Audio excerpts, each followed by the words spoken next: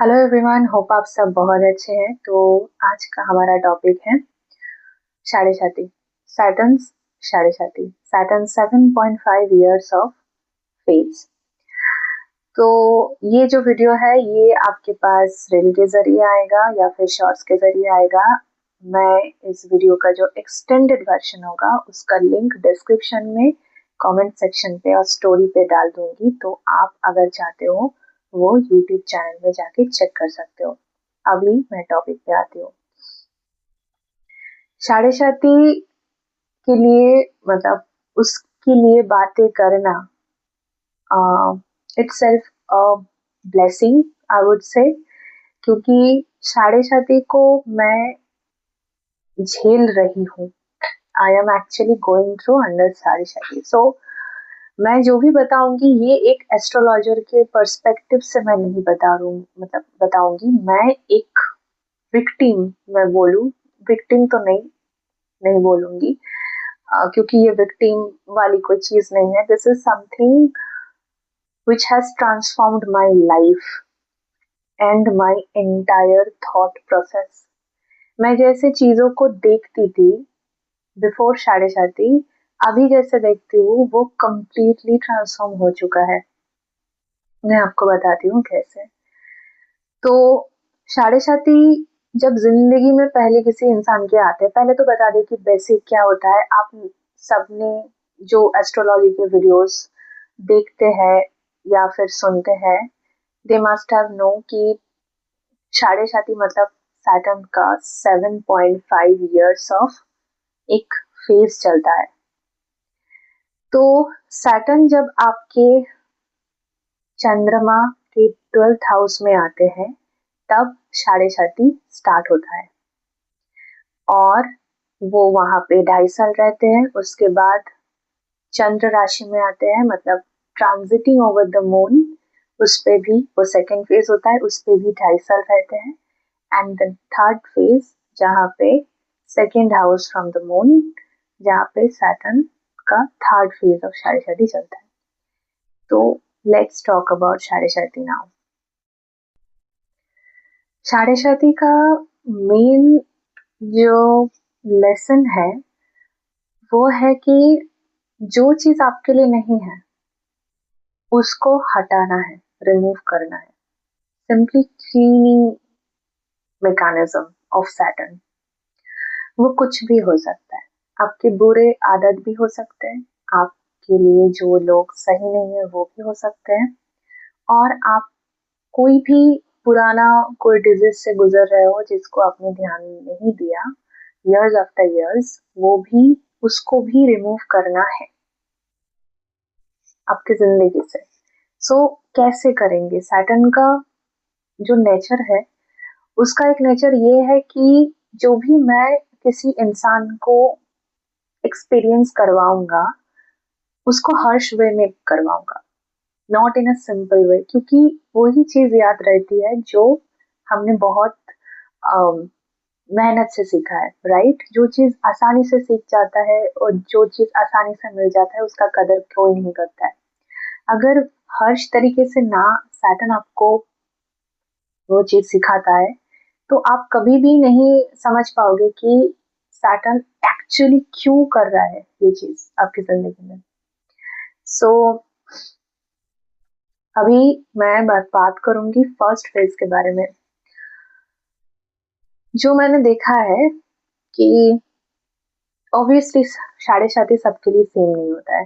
That's the very common example of साढ़े साथी की साढ़े साथी आना है मतलब सभी लोगों को सेम एक्सपीरियंस होगा। That is not the case. Saturn क्योंकि पर्सनल महादशा होता है, अंतरदशा होता है, प्रत्यंत दशा होता है, ये सब चीजें ना मैटर करती है साढ़े साथी में। तो बहुत सारे लोग बोलते हैं कि फर्स्ट फेज ऑफ साढ़े साथी, सेकेंड फेज ऑफ साढ़े साथी बहुत ज्यादा डिफिकल्ट है फर्स्ट फेज से ज्यादा। तो मैं अगर मेरी बात करूं तो मेरे लिए सेकेंड फेज ऑफ साढ़े साथी is much easier than the first phase. क्यों, मैं बताती हूँ। क्योंकि फर्स्ट फेज में तो पहली बात तो ये है कि वो ना आपको किस टाइप में, मतलब किस एरिया में वो आपको पेन देना स्टार्ट करेगा, वो डिसाइड करता है सैटर्न। अभी आपके लग्न से सैटर्न कौन से पोजीशन पे है वो देखना पड़ेगा, और जो मून है, मून का जो प्लेसमेंट है उसका 12th हाउस भी चेक करना पड़ेगा कि पहली चरण जो आपका स्टार्ट होने वाला है, मतलब 2.5 साल का, उसमें सैटर्न कैसे इफेक्ट देगा, वो लग्न से कौन से हाउस में पड़ रहा है। That is the main thing that you need to check in your horoscope. तो अभी साढ़े शादी के पहली चरण के बारे में बात करते हैं कि पहली जब चरण आता है इंसान को पता नहीं चलता है। मैं बता दूं आपको, 6-7 मंथ्स तक कुछ उतना बात पता नहीं चलता है, मैंने देखा है। मतलब डिफर कर सकता है, again I am telling you कि डिफर कर सकता है दशा अंतर दशा के हिसाब से, कि अगर जब मतलब पता क्यों नहीं चलता है, क्योंकि वो स्लोली स्लोली उसका इफेक्ट दिखाना चालू करता है। जो चीज आपने इग्नोर कर दिया है, यू डिडंट यू नो, आपने वो चीज को नेग्लेक्ट किया है, आपने किसी इंसान को अच्छे से पहचान नहीं पा रहे हो, और आपको नहीं पता है कि वो इंसान आपकी जिंदगी में रहे या ना रहे, आपको नहीं पता। सैटर्न आएगा, उसका असली रूप दिखाएगा, and then he will remove that person from your life forever. जितना ज्यादा अटैचमेंट है उसको उतनी बुरी तरीके से रिमूव करना सैटर्न का काम है। क्योंकि अगर एक्सट्रीम लेवल पे आपको पेन नहीं देगा तो आप वो इंसान को नहीं छोड़ोगे, राइट? तो वो इंसान को छोड़ने के लिए you have to suffer that pain. जितना ज्यादा वो इंसान को आप पकड़ने की कोशिश करोगे जो आपके लिए नहीं है, वो कोई रिलेटिव भी हो सकता है, आपका लवर भी हो सकता है, आपका कोई भी इंसान जिसके साथ बहुत ज्यादा लगाव है, और वो आपके प्रोग्रेस के लिए, लाइफ के लिए सही नहीं है, Saturn will remove that person from your life for ever. क्यों करता है? उस टाइम पे लगेगा जो हो रहा है सब गलत हो रहा है, आपका सपोर्ट सिस्टम आपसे छीन लिया गया है, and you are not able to move. आपको पता चल रहा है कि something is going under destruction. आप उसको बहुत ज्यादा पकड़ने की कोशिश करोगे, सैटर्न आपको उस जगह पे बहुत ज्यादा पेन देगा और आपको मजबूर करेगा कि आप उसको छोड़ दो। There is no going back.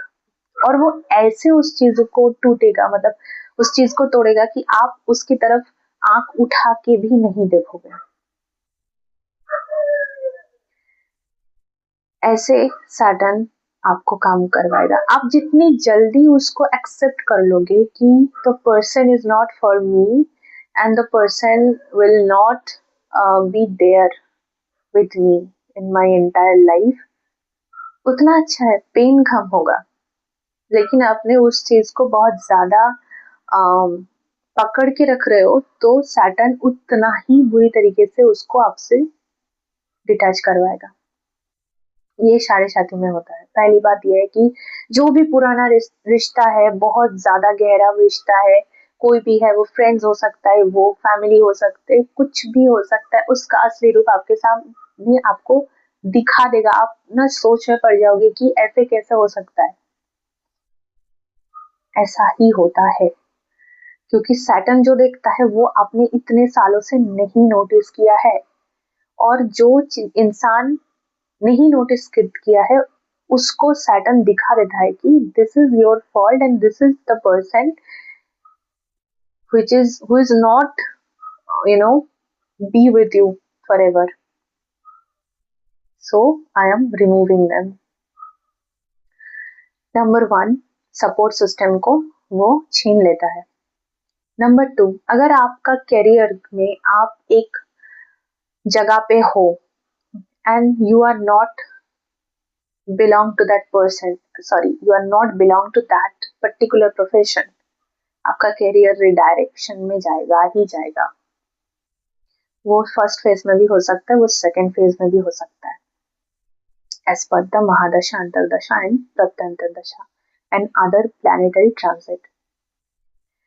उस जगह को छोड़ने के लिए भी आपको, अगर नहीं छोड़ोगे, आपको वो सैटर्न उसका जो रियलिटी है ना, रियलिटी चेक करवाते रहेगा कि ये this is not the place, you should not be here, leave that place. Career redirection आपको मिलेगा। नंबर 2, अगर आपने, नंबर 2 में मैं बताती हूँ कि आपने वो करियर को ना जॉब लॉस भी करवा सकता है इस पर द दशा अंतरदशा। अगेन आई एम टेलिंग, मैं हमेशा मतलब बार बार ये क्यों बोल रही हूँ कि अगेन द महादशा, अंतरदशा, प्रथम दशा, ये सारी दशा जो सिस्टम है इसमें भी डिपेंड करता है। अभी पीक फेज में आता है मून के ऊपर, ट्रांजिटिंग ओवर योर मून। आपका जो सेंस ऑफ इमोशनल, जो इमोशंस है ना, वो बहुत ज्यादा ट्रांसफॉर्म्ड हो जाता है। Suppose you are very emotional person और आप बहुत ज्यादा जल्दी इमोशनल हो जाते हो, रिएक्ट बहुत जल्दी कर लेते हो, और आपका हार्ट सॉफ्ट हार्ट हेडेड हो इंसान आप, okay. When Saturn is transiting over your moon, first phase आपने झेल चुका है, आपने सारी सारी चीजें आपने देख चुके हो, और आपको बहुत अच्छे से जो पेन है, जो असली रूप है लोगों का, सब कुछ आपने देख लिया है। अभी आपका वक्त है कि अपनी इमोशन को हैंडल करना, how to deal with your emotion. I have seen people जो बहुत ज्यादा इमोशनल होते थे, उसका इमोशन ट्रांसफॉर्म्ड होता है। माइंड का जो क्लैरिटी है, पहली बात तो ये है कि माइंड का जो क्लैरिटी आता है वो सेकेंड फेज में आने लगता है। आपने देख लिया 2.5 इयर्स में, पहले पहले चरण में आपने देख लिया कि सैटर्न आपको किस एरिया पे पेन दे रहा है और किस चीज को रिनोवेट करने की जरूरत है, किस चीज को हटाने की जरूरत है, वो आपने सारी चीजें सीख ली। आपका सेकेंड फेज आ चुका है। अभी वो देखेगा कि आप कैसे अपनी इमोशन पे कंट्रोल कर पाते हो। क्लैरिटी बढ़ती है। क्यों बोल रही हूँ? क्योंकि again the moon and Saturn conjunction, ऐसा नहीं कि इमोशन ड्राई हो जाता है, बट आप रेगुलेट करना जान लेते हो कि कैसे आपको, अगर आप बहुत ज्यादा इमोशनल हो, उसको कैसे डील करना है, उसको कैसे रेगुलेट करना है, वो आप सीख जाओगे in the second phase of शादी। अगर आप बहुत ही सेंसिटिव इंसान हो, आप जब भी लोगों से बात करने जाओगे तो आपको पता रहेगा कि कितना अटैचमेंट रखना है, कितना आपको दूरी बना के रखना है। You will see through them, that's the second phase of शादी। और मैं एक बात बोलूंगी कि अगर महादशा, अंतरदशा और प्रत्यंतर दशा आपका सपोर्ट करता है कि इतना पेन आपको देने वाला है, अगर सपोर्ट करने के बाद भी आपको अगर सैटर्न पेन दे रहा है, अपना स्पिरिचुअल भी बनते हो इसी टाइम पे। अगर सब कुछ सही चला तो ट्रांसफॉर्म होके आप स्पिरिचुअली बहुत ज्यादा ग्रो करने लगते हो। If you are into spiritual things during your shaadi, there is no going back, क्योंकि सैटर्न ना फोर्सफुली ये करवाता है, सबको नहीं करता है, अगेन दशा दशा के हिसाब से। बट अगर सैटर्न आपको स्पिरिचुअल बनाया है किसी किसी वजह से, तो आप ना खुद ब खुद अपने रास्ते को बनाते चले जाओगे, एंड आपको बहुत सारी चीजों के बारे में पता चल जाएगी कि कैसे क्या होता है और क्यों होता है। मैं हमेशा एक लोगों को बताती हूँ क्यों आप स्पिरिचुअल बनो जब सैटर्न के कोई फेज आता है, या फिर कि आप ना थोड़ा बहुत जो नए तो ठीक है, जो भी काम कर रहे हो that is okay, keep doing it, Karma को सही करो, डिसिप्लिन बनो, ऑर्गेनाइज रहो। बट उसके साथ साथ जो बहुत इम्पोर्टेंट है वो है थोड़ा सा स्पिरिचुअल प्रैक्टिस। उसमें बहुत ज्यादा मन को आपको शांति मिलती है।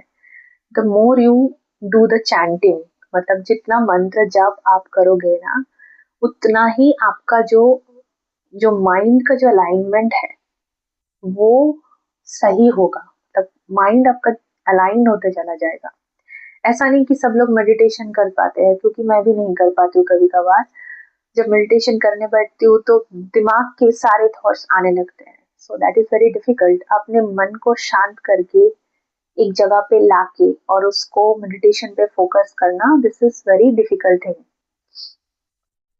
बट आप कर सकते हो, ट्राई कर सकते हो, स्पिरिचुअल बन सकते हो। अगर आपका मन नहीं कर रहा है बट फिर भी आपको अगर पेन देना चालू किया, तो आप भगवान के पास ही जाओगे, राइट?